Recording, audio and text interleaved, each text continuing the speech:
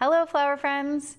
In today's video, I'm going to show you how I make a seasonal arrangement in a triangle or a pyramid vase. This is a really common kind of vase that people use, and today I'm going to show you how I use the triangle or pyramid vase. My name is Ellen Frost. I'm the owner of Local Color Flowers, and I've been a florist for over 15 years. I write a weekly newsletter all about flowers, which you should definitely check out, and I run an online community called FlowerMore for flower nerds who want more flowers in their life. With a triangle or pyramid vase, we have a more narrow top and a more wide bottom. And what that allows me to do is put flower stems in an angle and make a very wide arrangement. That's partly why I love a pyramid vase, because you can make a very natural and very wide arrangement. Sometimes if you're using a vase like a cylinder, like this one, your arrangements tend to be designed straight up and down. I really like a more splayed and natural arrangement. So I'm using the pyramid vase today. And like all of my designs, I like to start with foliage.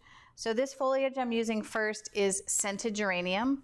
This is one of my favorite foliages. It starts being available sometime around June, and then it's available all the way through frost. So even though we're in mid-October, we still have a lot of geranium available. The next foliage I'm going to use is eucalyptus, which is another fall favorite. This version of eucalyptus is called boxwood eucalyptus. And I like it because the flowers, the leaves are a little bit smaller than regular eucalyptus that you might be used to seeing. And it's a little more whimsical with these small leaves.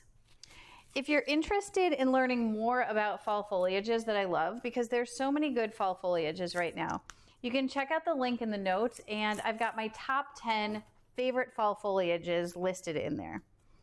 So I'm going to use the boxwood eucalyptus to really help with that wide design.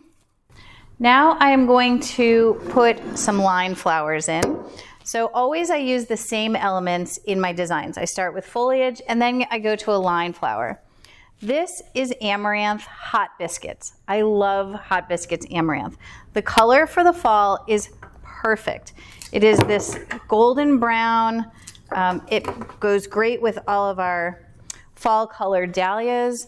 And I love how interesting and whimsical it can be. So I'm going to add some amaranth, and I'm going to let it just do what it does naturally. A lot of times amaranth is going to be arched or curving, and it's going to have a little bit of a droop. So I really want to lean into that shape and let the amaranth do what it does naturally.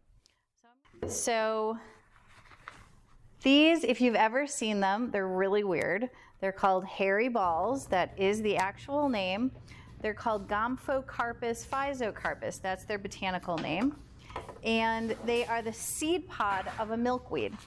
And I love using them this time of year because they do add so much interest to designs. Hairy balls are one of those items that I feel like when you're sourcing local flowers, it's something you're not going to see at a wholesaler. It's not going to be at a traditional florist, somebody who's sourcing conventionally.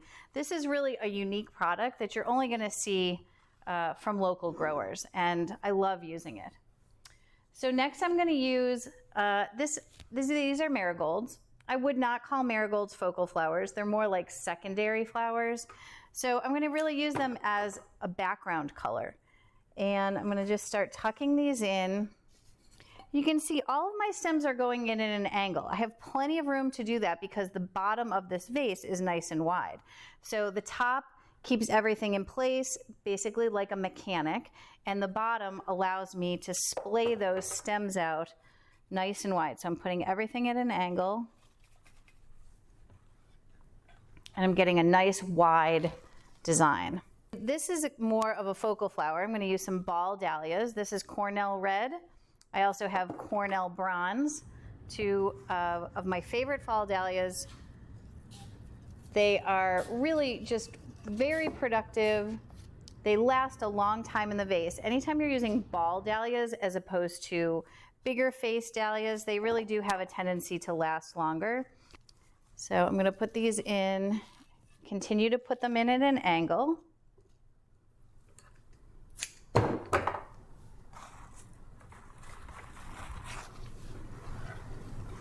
This is the Cornell bronze. This is probably the flower that our growers grow the most of in the fall. We have so many growers that grow this because it's easy to grow, very productive. It's got strong, long stems. It's just really an ideal dahlia for the garden and for design, especially this time of year.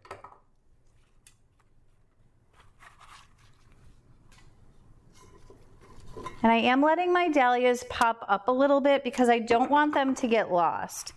So I really want them to show off and not get lost behind the amaranth or the hairy balls. I have a little bit of celosia here, which I'm going to use this is Deli Pearl. I'm going to use this just as a little bit of filler in between my flowers. I'm going to cut it short, and I'm just going to let this sort of champagne-y orange act as a background behind some of these flowers, just to fill in some of the gaps. It's okay if you want to leave, some negative space in your arrangement, but I do like to have a little bit of background color, and these celosia are so cute that I can't not use them.